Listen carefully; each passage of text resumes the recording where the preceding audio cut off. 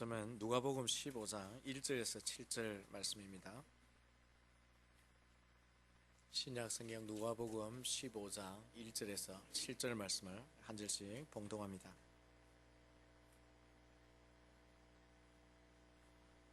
모든 세리와 죄인들이 말씀을 들으러 가까이 나오니 바리새인과 서기관들이 수군거려 이르되 이 사람이 죄인을 영접하고 음식을 같이 먹는다 하더라. 예수께서 그들에게 이 비유로 이르시되 너희 중에 어떤 사람이 양 100마리가 있는데 그 중에 하나를 잃으면 99마리를 들에 두고 그 잃은 것을 찾아내기까지 찾아다니지 아니하겠느냐. 또 찾아낸즉 즐거워 어깨에 메고 집에 와서 그 벗과 이웃을 불러 모으고 말하되 나와 함께 즐기자. 나의 잃은 양을 찾았노라 하리라. 다 같이 함께 읽읍시다. 내가 너희에게 이르노니 이와 같이 죄인 한 사람이 회개하면 하늘에서는 회개할 것 없는 의인 99으로 말미암아 기뻐하는 것보다 더하리라. 아멘. 할렐루야. 오늘도 주님의 이름으로 여러분을 축복합니다. 예배를 통해 하나님의 음성을 들으시고 특별히 말씀의 빛을 받고 또 그 말씀이 가진 신비한 능력을 우리가 체험하는 그런 복된 시간들 되기 바랍니다. 영국 런던을 방문하는 사람이라면 반드시 가는 관광 코스가 있는데 국회의사당 곁에 있는 그 웨스트민스터 사원이라고 합니다. 이 사원은 AD 7세기경에 세워져서 지기 시작해서 여러 왕을 거쳐서 교회가 완공된 큰 영국의 대표적인 교회라고 할 수가 있습니다. 이 사원 안에는 영국의 왕들의 과거 무덤들도 많이 있고 또 유명한 인물들도 그곳에 많이 안치되어 있고 영국이 왕의 대관식을 할 때는 반드시 웨스트민스터 사원에서 대관식을 하는 그런 아주 역사가 있는 대표적인 교회입니다. 어느 날 한 관광객의 무리가 이 사원을 방문하게 되었습니다. 그리고 안내자는 관광객들에게 사원에 대한 역사적인 이야기들을 쭉 하고 왕들에 대한 이야기 그리고 유명한 영웅들에 대한 얘기를 잘 설명을 해 주었습니다. 그리고 그 교회가 지금 하고 있는 프로그램이 무엇인지도 장황하게 설명을 했었습니다. 그리고 안내자가 관광객들이 혹 질문이 있으면 질문을 하시라고 그렇게 시간을 줬는데 그때 마침 미국 아이오와 주에서 방문을 했던 한 여자 관광객이 안내원에게 질문을 했습니다. 선생님의 설명을 잘 들었습니다. 이 교회가 역사가 깊고 그리고 유명한 사람들이 많이 이 교회에서 왕이 되기도 하고 또 칭송을 받았다는 것을 잘 압니다. 그리고 오늘 하고 있는 프로그램에 대해서도 얘기를 잘 들었습니다. 그런데 한 가지 궁금한 게 있습니다. 혹 최근에 이 교회를 통해 구원받은 사람이 몇 명이나 되지요? 그렇게 질문을 했습니다. 근데 이 질문을 받은 안내원이 답을 할 수가 없었습니다. 물론 예상치도 못한 질문이었고 또 준비되어 있지도 않았고 또 교회가 그렇게 복음 전도에 힘쓰는 교회로 지금 현재 존재하고 있지 않기 때문이었습니다. 이 이야기는 오늘 우리 교회를 향해서도 또 우리 자신을 향해서도 질문해 보아야 합니다. 우리 교회가 교회로서 하나님 앞에 세워져 가면서 몇 명을 구원하고 있는가? 얼마나 많은 영혼들을 교회가 구원하기에 힘쓰는가? 오늘 우리 교회가 존재하고 있는 이유가 뭔가? 우리의 교회가 예배하고 어떤 행사에 프로그램에 힘쓰는 목적이 무엇인가 하는 것을 우리에게 다시 한번 되물어야 하고 그리고 그 일을 위해 정말 기도해야 합니다. 하나님께서 이 땅에 교회가 교회되게 하시고 교회를 존재하게 하시는 가장 큰 이유는 그 교회를 통해 주님 오실 때까지 믿음의 사람이 자기 신앙을 지키는 것이기도 하지만 아직 찾지 못한 아직 구원받아야 될 영혼들을 교회를 통하여 그 교회에 속한 성도들을 통해서 구원하기 위해서 교회가 존재하는 것입니다. 오늘 본문의 내용은 잃어버린 한 마리의 양을 찾아 나서는 목자의 이야기입니다. 누가복음 15장에는 세 비유가 있습니다. 이런 양을 찾는 목자의 이야기와 이런 드라크마 동전을 찾는 평범한 동전이 아니라 결혼 지참금에 해당한 소중한 동전을 찾는 한 여인의 이야기와 그리고 잃어버린 아들을 찾는 아버지의 이야기가 기록되어 있습니다. 비유는 세 가지이지만 이 모든 것은 이런 것을 찾는 것에 대한 이야기로서 교훈은 한 가지입니다. 그 교훈을 먼저 생각하기 전에 왜 예수님께서 이 비유를 하셨는가 하는 것을 먼저 우리가 살펴보아야 합니다. 예수님이 이 비유를 하신 이유는 1절과 2절에 나와 있습니다. 1절과 2절을 보시면 모든 세리와 죄인들이 예수님에게 나와서 말씀을 들으려 하고 그리고 예수님은 그들을 영접하고 그들과 함께 식사하시면서 교제하는 것을 누가 보았습니까? 바리새인과 서기관들이 보고 말하기를 어떻게 죄인을 영접해서 저렇게 함께 식사하고 교제하고 즐기느냐, 차원이 있을 수가 없다. 그렇게 생각하고 비난했던 것을 예수님이 아시고 그러한 바리새인과 서기관들에게 교훈을 주시기 위해서 비유를 하신 것입니다. 당시에 모세 율법을 잘 지키고 종교적으로 신앙생활을 잘하고 있다고 생각했던 이 바리새인과 서기관들이 볼 때는 세리와 창기들과 죄인들은 절대 가까이 해서는 안 되는 존재로 여겼습니다. 그래서 그들을 피해 다녔죠. 심지어 그들은 지옥에 불을 계속 지피는데 쓰게 될 불쏘시개라고 생각을 했었습니다. 그런데 예수님은 이들을 가까이 하시고 이들과 식사를 하시고 이들과 교제하시고 무엇보다 이들을 향해서 하나님의 말씀을 간절하게 전거하는 것을 보면서 바리새인들은 이해할 수가 없었던 것입니다. 이때 예수님은 바리새인과 서기관들의 이러한 생각이 얼마나 잘못된 것인지를 깨우치고 가르치기 위해서 세 비유를 말씀하신 것입니다. 그리고 이 세 비유의 교훈은 똑같은 것입니다. 그것이 바로 7절에 있고 10절에 나와 있고 그리고 32절에 나와 있습니다. 대표적으로 7절을 뭐라고 말씀하느냐면 이와 같이 죄인 한 사람이 회개하면 하늘에서는 회개할 것 없는 의인 99으로 말미암아 기뻐하는 것보다 더하리라. 바리새인들이 외면했던 세리와 창기들과 그 죄인들이 바로 하나님이 잃어버린 자들이며 그리고 그들을 찾아서 하나님께로 데려올 때에 어떤 것보다 천국이 기뻐하고 하나님이 기뻐한다는 사실을 바리새인들에게 가르쳐 주고 있는 것입니다. 당시 바리새인들은 스스로 하나님을 잘 섬긴다고 생각하고 살았지만 그들은 이런 자들을 찾는 것에 대한 관심이 없었습니다. 하나님의 마음이 어디에 있는지 잃어버린 자를 간절히 찾고자 하는 하나님의 마음을 그들이 알지 못했습니다.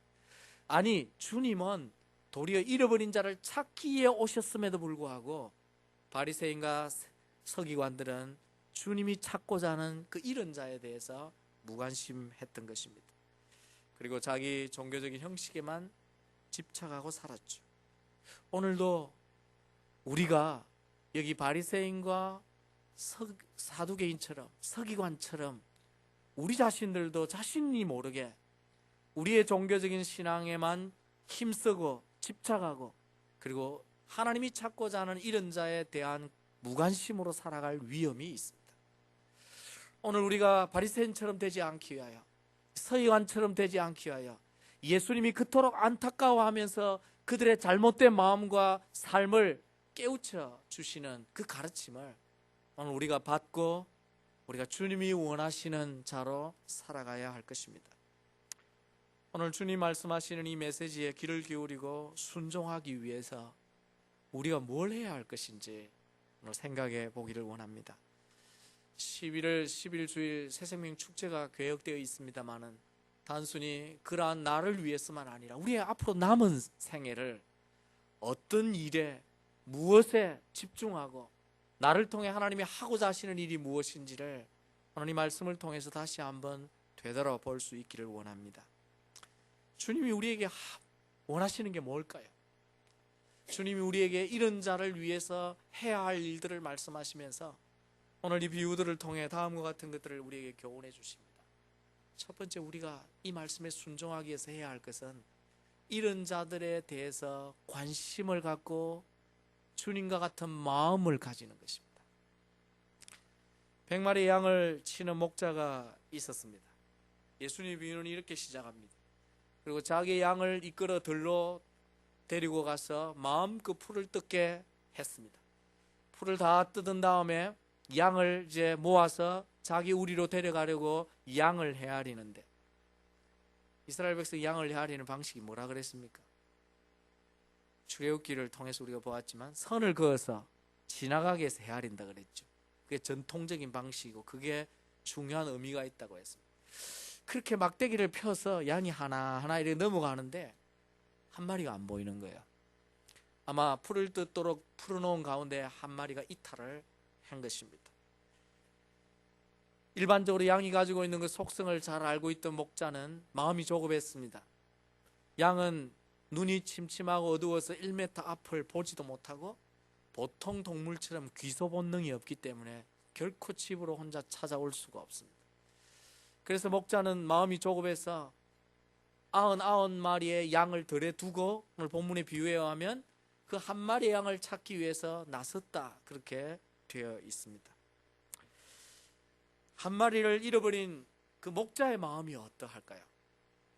그리고 양이 지금 스스로 어찌할 수 없고 돌아올 수도 없는 무능한, 그리고 아무것도 할 수 없는 불쌍한 그 양이 어디에 있고 어떻게 처해 있는지를 너무 잘 아는 목자의 마음, 그 마음을 주님은 헤아리고 우리도 그와 같은 마음을 가져야 한다는 것이 교훈의 첫 번째입니다.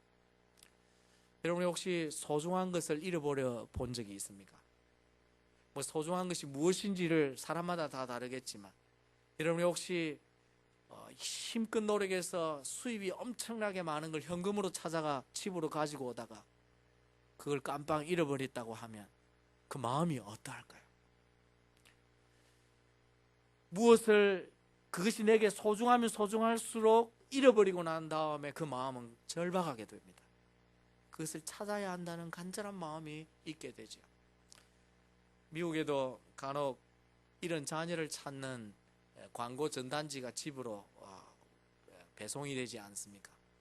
조그마한 사진이 하나 있고 그 사진 밑에 그 아이의 특징이 기록되어 있는데, 생각보다 아이가 잃어버리는 사람들이 참 많은 것을 보게 되어집니다. 그런데 아이를 잃은 부모의 마음이 어떠할까요? 여러분 혹시 자녀를 잃어버려 본 경험이 있습니까? 저는 필라델피아 살 때에 이 워싱턴의 스미소니언 박물관을 아이를 어릴 때 데리고 구경하러 왔다가 우리 하은이를 잃어버렸어요. 하은이에게 새 신발을 사주었더니 이 아이가 박물관을 빠져나와가지고 우리가 밴을 가지고 새 가정에 왔었는데, 아이를 다 태우는데 이 아이가 신발이 너무 예뻐가지고 신발만 보고 계속 걸어간 거예요. 근데 우리가 그걸 몰랐어요. 차를 다 태우고 출발을 해서 5분쯤 달렸는데 아이들에게 음료수를 나눠주고 각자 아이를 챙기다 보니까 하은이가 없는 거예요. 차가 출발한 지 5분이 지났으니까 그냥 머리가 새카매지더라고요. 그것도 우리 동네 필라델피아가 아니고 워싱턴에 와서 말입니다. 그래서 급하게 차를 돌려가지고 이제 모두가 마음이 졸이면서 왔었습니다. 뭐 스토리는 길지만 하나님의 은혜로 박물관 안에서 우리 일행을 본 어떤 한국 여인이 나와보니까 그 아이가 혼자 있는 걸 발견하고 안고 데리고 있는 거예요. 하나님의 은혜로 찾았습니다. 그렇게 짧은 시간에 찾았지만 그 순간에는 그냥 아무것도 생각이 안 나요. 운전을 하는 목사님에게 목사님 좀 빨리 갑시다. 방법이 없으니까. 여러분 아이를 잃은 부모의 마음은요 너무너무나 간절합니다. 그래서 이 전단지를 보고 누가 비슷한 아이가 있다는 전화 연락을 받으면 그 아이가 인지 아닌지 확인을 하기 위해서 어디든지 달려가지 않겠습니까? 그런데 아이가 아니었어요. 그러면 허전한 마음과 정말 간절한 마음으로 돌아와서 밥을 먹어도 잠을 자도 일을 해도 온갖 무슨 생각으로 가득 차겠습니까? 잃어버린 아이를 찾아야 한다는 그 마음으로 가득 차는 것입니다. 지금 주님은 그 마음을 우리에게 원하시는 것입니다. 한 마리 양을 잃은 목자가 그 잃은 양에 대한 간절한 마음으로 온 들을 헤매는 그 마음을 우리가 갖기를 원하시는 것입니다. 주님이 우리에게 갖도록 하는 관심은 우리 주변에 잃은 양에 대한 관심입니다. 하나님이 잃어버린 양들, 예수 믿지 아니하는 우리의 가족들, 예수 믿지 아니하는 우리의 친구들, 예수 믿지 아니하는 우리의 이웃들은 하나님이 잃어버린 양이라는 것입니다. 그리고 그 양을 하나님이 찾기 원하시는데 우리를 통해 찾기를 원하신다는 것입니다. 그런데 우리가 관심이 없어요. 하나님은 마음을 다해서 찾고 싶어하고 그들에게 누군가를 통해 메시지를 전하고 싶어 하는데 내가 관심이 없어 입을 닫고 있는 것입니다. 그러니까 하나님이 또 다른 사람을, 멀리 있는 사람을 보내어서라도 어떻게든지 그 영혼을 구원하기에 간절한 마음을 가진 자들을 하나님은 찾는다는 것입니다. 이 목자의 마음을 가진 자들을 하나님이 원하시는 것입니다. 오늘 하나님은 우리에게 이 목자의 마음을 원하십니다. 그런데 당시 이런 자들이 수없이 많이 있음에도 불구하고 그들에 대해서 관심이 없고 그들을 찾고자 하지 않는 바리새인과 서기관들의 마음을 하나님, 예수님이 질책하신 것입니다. 어쩌면 오늘 우리가 이 목자의 마음처럼, 자녀를 잃은 부모의 마음처럼 예수 믿지 아니하는 내 가족에 대해 간절한 마음이 없다면, 그리고 내 친구와 교제하는, 늘 교제하지만 그가 예수 믿지 않음에 대해서 별 마음이 없는 그런 우리의 이 마음에 대하여 우리 주님이 오늘도 책망하시는 것입니다. 그런 마음이 아니라 하나님의 마음을 알기 원한다. 주님의 마음으로 주변에 잃어버린 자가 누구인지를 이제 보기 원한다. 주님이 오실 날에 가깝기 때문에, 추수할 날이 가깝기 때문에 빨리 이런 자들을 찾아야 하기 때문에 이미 찾은 99을 들에 두고 한 마리 양을 찾기 위해 달려가는 목자처럼 그런 심정으로 예수 믿지 아니하는 자들을 주변에 돌아보아야 한다. 그것이 오늘 주님의 말씀입니다. 내가 사랑하는 가족, 내가 좋아하는 친구들만이 아닙니다.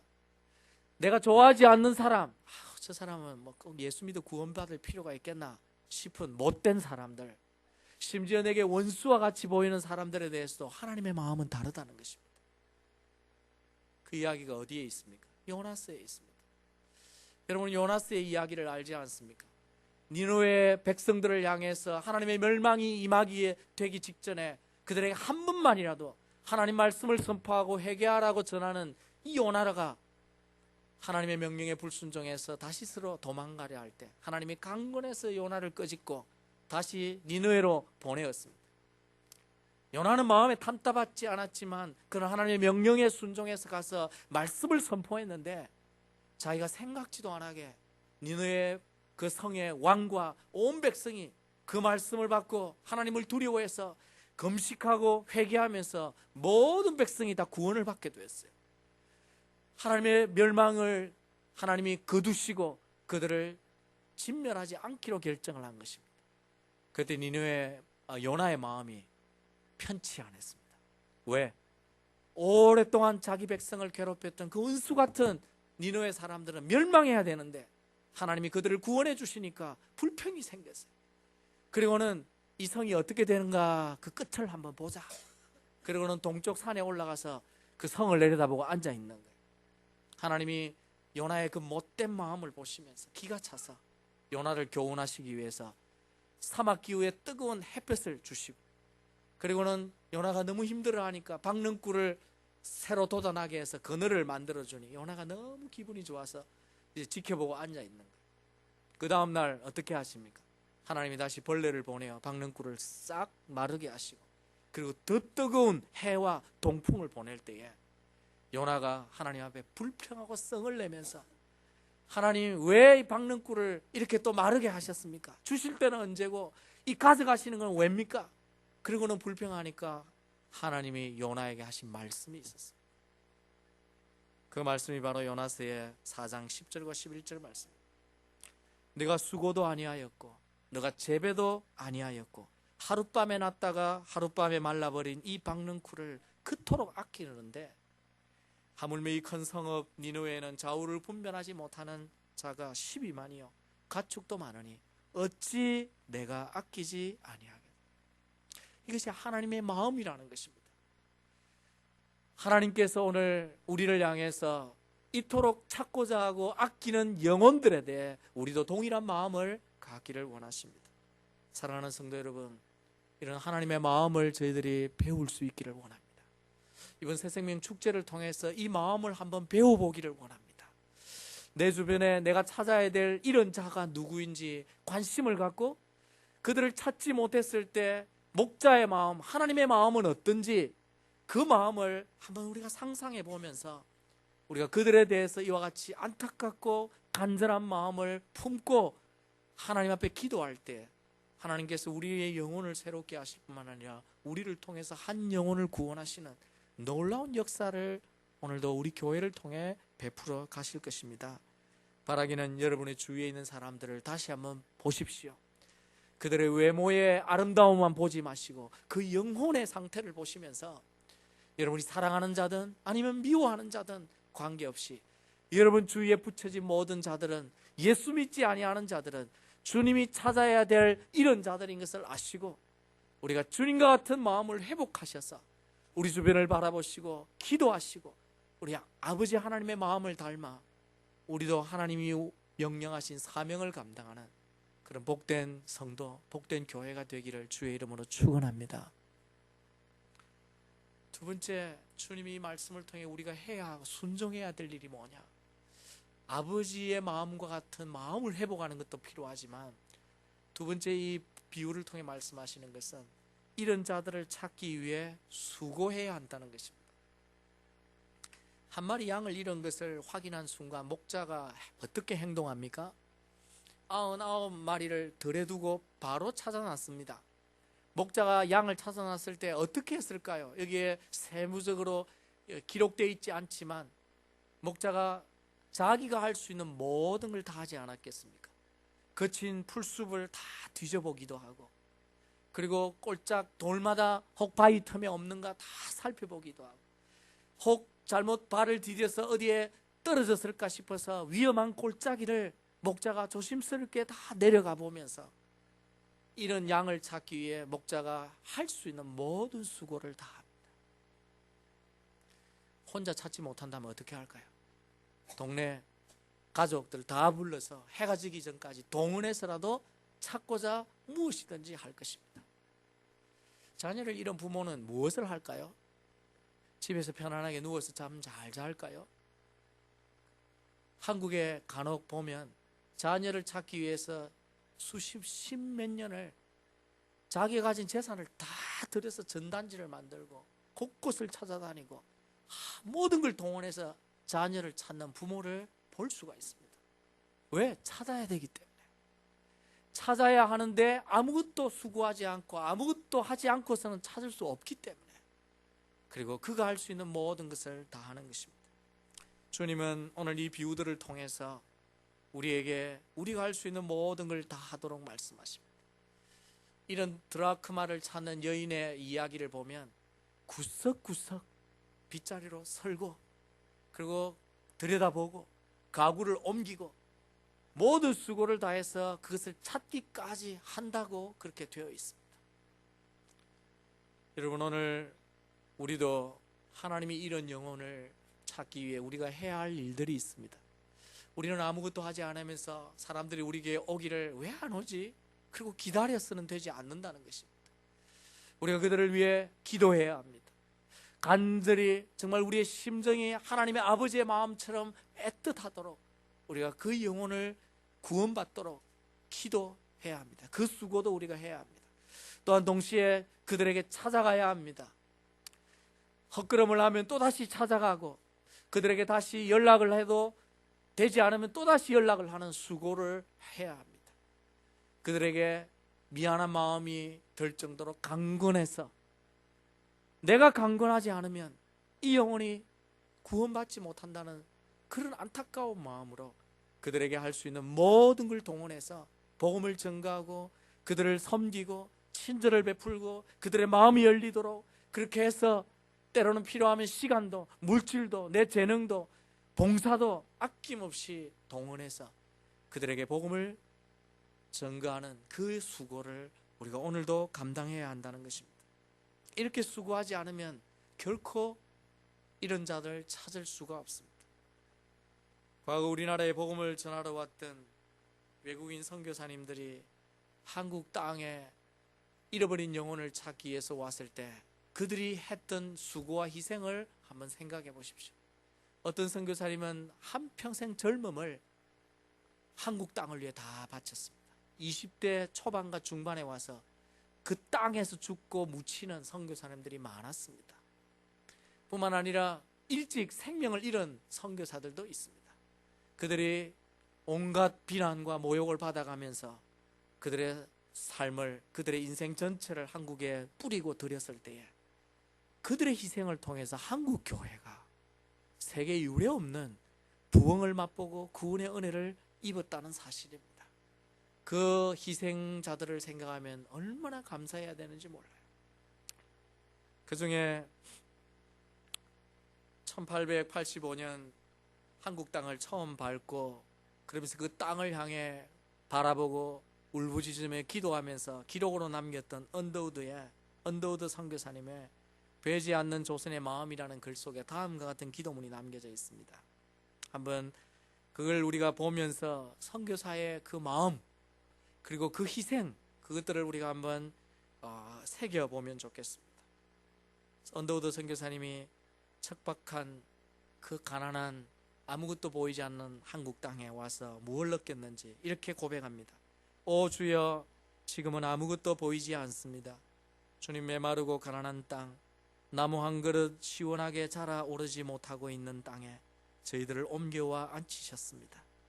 지금은 우리가 황무지 위에 맨손으로 서 있는 것 같사오나 지금은 우리가 서양 귀신 양귀자라고 손가락질 받고 있사오나 저희들이 우리 영혼과 하나인 것을 깨닫고 하늘나라의 한 백성 한 자녀임을 알고 눈물로 기뻐할 날에 있음을 믿나이다. 지금은 예배드릴 예배당도 없고 학교도 없고 그저 경계와 의심과 멸시와 천대함이 가득한 곳이지만 이곳이 머지않아 은총의 땅이 되리라는 것을 믿습니다. 주여, 오직 제 믿음을 붙잡아 주소서. 이 언더우드의 기도와 헌신 때문에 정말 한국이 은총의 땅이 된 것입니다. 한국 교회가 그토록 부흥할 수 있었던 것은 이런 선교사들의 기도와 수고와 헌신 때문입니다. 이러한 수많은 선배들의 희생을 오늘 우리가 본받아야 합니다. 저와 여러분은 이미 잃은 자가 아니라 우리는 이미 찾기운 바 된 자들입니다. 그렇기 때문에 우리가 나를 찾기 위해 수고했던 그 전도자, 그 부모들, 그 희생해서 헌신했던 자들의 수고를 우리가 다시 되갚아서 잃은 자를 찾기 위해 돌려주어야 하는 것입니다. 사랑하는 성도 여러분, 여러분 이런 영혼을 찾기 위해 여러분은 어떤 수고를 하십니까? 여러분 기도를 하셨습니까? 얼마나 간절히 기도하고 계십니까? 여러분 태신자를 구원하기 위해서 얼마나 접촉하시고 얼마나 그들에게 다가가시고 여러분의 남편 혹은 여러분의 자녀, 여러분의 친구들을 위해서 여러분이 무엇을 말하고 얼마나 수고하시는지 여러분 한번 우리 자신들을 되돌아보십시다. 충분히 했다고 생각하지 마십시오. 아직 그 영혼이 찾겨지지 않았다면 충분하지 않은 것입니다. 주님께서 우리를 구원하시기 위해 자기의 생명을 들이시고 다 들이신 것처럼 주님이 그렇게 수고하셨다면 우리 또한 한 영혼을 찾기 위해서 우리가 할 수 있는 남은 생의 수고를 드려야 할 것입니다. 그것이 우리의 시간이든 그것이 우리의 재능이든 그것이 우리의 입을 열어서 복음을 전가하는 것이든 아니면 때로 내 물질을 동원해야 한다면 기꺼이 동원해서라도 한 영혼을 찾기에 우리가 드려야 할 것입니다. 그러면 그 수고를 통해 하나님이 척박한 이 땅에도 그토록 말해도 예수 믿지 않는 그 사람에게도 언젠간 하나님이 열매를 맺게 하시고 그를 통해 또 다른 영혼을 구원하는 은총의 자리로 변하게 될 것입니다.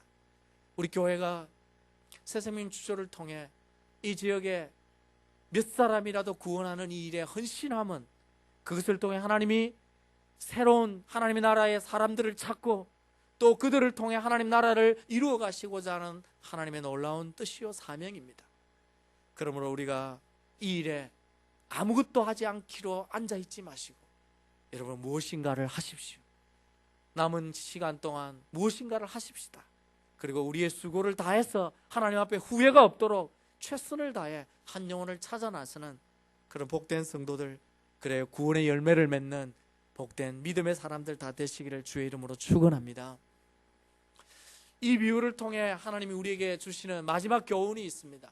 우리가 순종해야 될 것, 아버지의 마음을 회복하는 것, 빨리 회복하는 것, 그리고 그 마음에 걸맞게 우리가 무엇인가를 하는 것, 그리고 그것이 끝이 아니라 예수님은 우리에게 마지막 결론에 동참하기를 원하십니다. 그것은 바로 이런 자를 찾았을 때의 기쁨을 우리가 함께 맛보아야 한다는 것입니다. 그 기쁨에 함께 동참하는 자가 되어야 된다는 거예요. 목자가 이런 양을 찾기 위해 모든 수고를 다한 후에 드디어 이런 양을 찾았습니다. 그리고는 그 이런 양을 어떻게 합니까? 너무 즐거운 마음에 어깨에 메고 온다고 그렇게 말해요.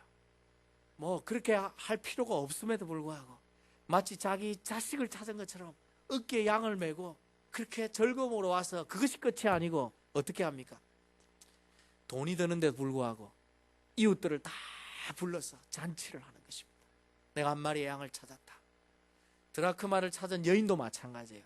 드라크마를 찾았는데 그 찾은 것보다 더 많은 경비를 들여서 집에서 잔치를 하는 거예요. 이런 아들을 찾은 비유에는 살찐 송아지를 잡고 온 동네 잔치를 벌리는 것으로 이야기를 합니다. 주님이 왜 이 비유를 말씀하십니까? 이런 양을 찾는 것보다 더 큰 기쁨, 이런 드라크마를 찾았을 때보다 더 큰 기쁨, 아니 죽었다가 다시 살아온 아들을 찾은 것보다 더 놀랍고 큰 기쁨이 뭐냐면 하나님이 이런 죄인 한 사람이 회개하고 돌아올 때의 기쁨이라고 예수님이 우리에게 가르치는 것입니다. 그 기쁨은 맛보지 않은 사람은 모릅니다. 이것이 바로 천국의 기쁨이요, 이것이 바로 하늘나라의 기쁨이라는 것입니다.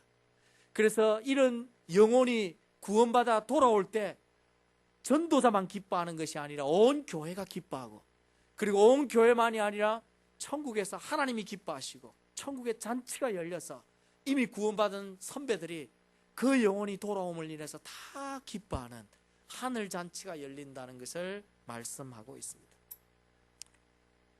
본문 7절 우리가 다시 한번 읽어봅시다. 예수님이 우리에게 말씀하고 싶은 그 감성과 그 의미를 한번 되새겨서 우리가 한번 읽어보면 좋겠습니다. 시작.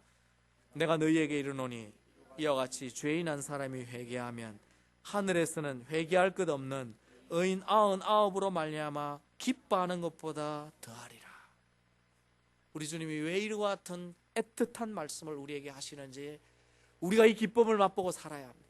여러분, 신앙생활에는요, 오늘 우리가 찬양한 것처럼 세상이 알지 못하는 하늘의 신령한 은혜들이 있습니다. 하늘이 우리에게 주는 평강이 있고 담대함이 있고 그리고 즐거움이 있어요.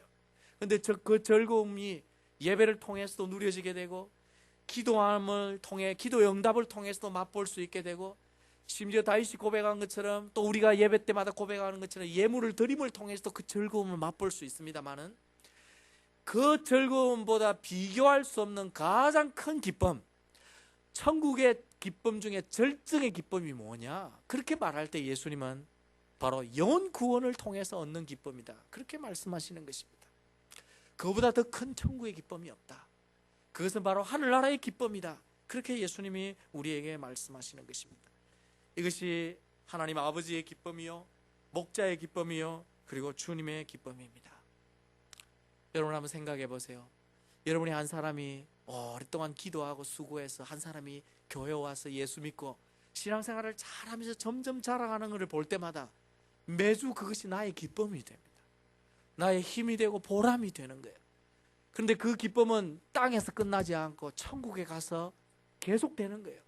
하나님께서 우리의 수고를 통해 얻은 영혼 구원의 상급을 우리에게 주시겠다고 하셨고, 그리고 천국에서 그와 함께 즐거워하면서 영원토록 갖는 기쁨이 바로 이 영혼 구원의 기쁨입니다.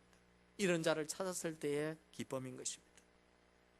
그래서 이러한 천국의 기쁨을 담아서 시편 기자는 112편 5절과 6절에 이렇게 표현했습니다.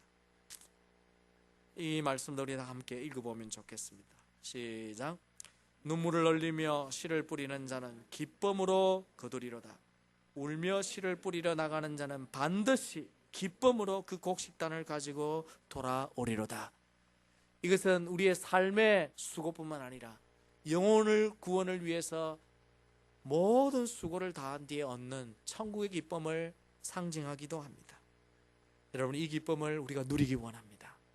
이번 새생명 축제를 통해서 여러분 개인이 이 기쁨을 누리고 우리 교회가 그 기쁨을 누리고, 그리고 우리의 교회에 천국 잔치가 열려서 우리의 수고를 통해 찾아진 그 영혼들을 위해 통해 하늘에서도 천국 잔치가 열려 그 기쁨이 우리 교회에 임하고 우리 심령에 임하도록 우리가 이번 새생명 축제를 위해 수고하기를 원합니다. 주님은 오늘 이 시대를 보시면서 복음이 없어 방황하는 무리들을 바라보며 안타까워하시면서 그들을 빨리 출소해야 된다고, 출소할 일꾼을 보내어달라고 기도하라고 말씀하시고, 오늘 우리가 바로 그 출소할 일꾼이 되어야 한다는 사실을 우리에게 교훈해 주고 계십니다. 주님은 너희는 온 천하에 다니며 만민에게 복음을 전파하라, 지금도 우리에게 이 명령을 주고 계신 것을 아시고, 우리가 온 천하를 다니지 못할지라도 여러분의 가정을, 또 여러분의 직장을, 여러분의 이웃과 주변을 우리가 돌아보시면서 하나님 아버지의 그 애틋한 이런 자를 향한 마음을 우리가 회복하고, 그리고 우리가 할 수 있는 모든 수고를 쏟아부어서 한 영혼을 찾게 된다면 그 기쁨을 우리가 함께 누리고 하나님과 함께 누리는 우리 복된 성도들, 우리 교회 되어지기를 주의 이름으로 축원합니다. 우리 시간 기도하기 전에 이런 하나님 아버지의 마음, 이 말씀을 잘 담은 찬양 하나가 있어서 이 찬양 영상을 여러분이 기도하는 마음으로 바라보시고, 그리고 우리가 함께 동성으로 한번 기도하면 좋겠습니다.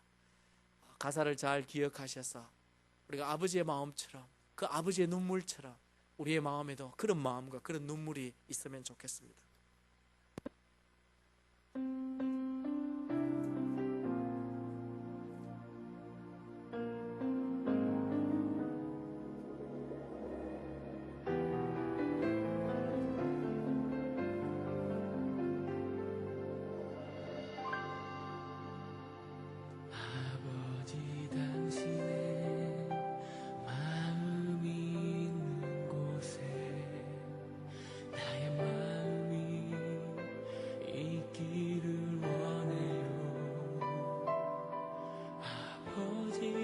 당신의 눈물이 고인 곳에 나의 눈물이 고이길 원해요. 아버지, 당신이 바라보는 영혼에게 나의 두 눈이 향하길 원해요. 아버지, 당신이 울고 있는 어두운 땅에 나의 두 발이 향하길 원해요. 나의 마음이 아버지의 마음 알아. 내 모든 뜻 아버지의 뜻이 될 수 있기를, 나의 온몸이 아버지의 마음 알아. 내 모든 삶 당신의 삶 되기를.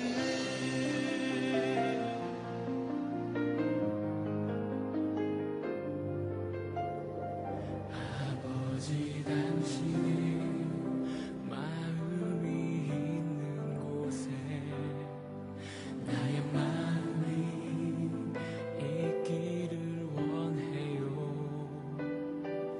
아버지, 당신의 눈물이 고인 곳에 나의 눈물이 고이길 원해요.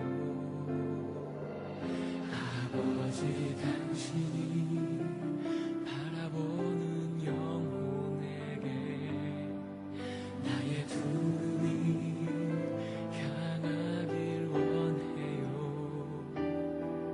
아버지, 당신이 울고 있는 어두운 땅에 나의 두 발이 향하길 원해요. 나의 마음이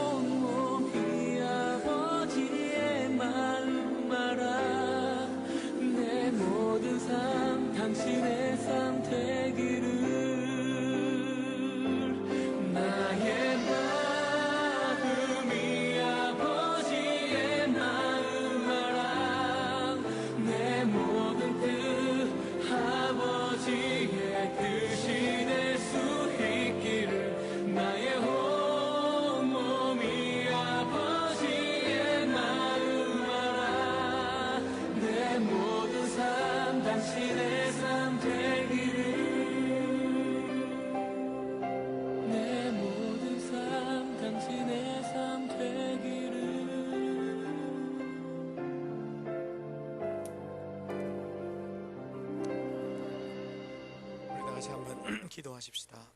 아버지의 마음, 아버지의 심정, 아버지의 눈물과 같이 이런 자를 찾을 수 있도록 해달라고. 특별히 이번 새생명 축제에 약속되어 있는 7분의 태신자들이 우리의 기도와 수고를 통해 주님께로 돌아오는 놀라운 구원의 열매가 나타나게 해달라고. 냉랭한 그 마음 속에도 하나님께서 역사하셔서 기적과 같이 하나님께로 돌아오는 일들이 일어나게 해달라고. 우리 다 같이 한번 간절히 우리 자신의 이 마음과 새생명 축제를 위해서 다 같이 한번 동성으로 기도합니다. 하나님 아버지,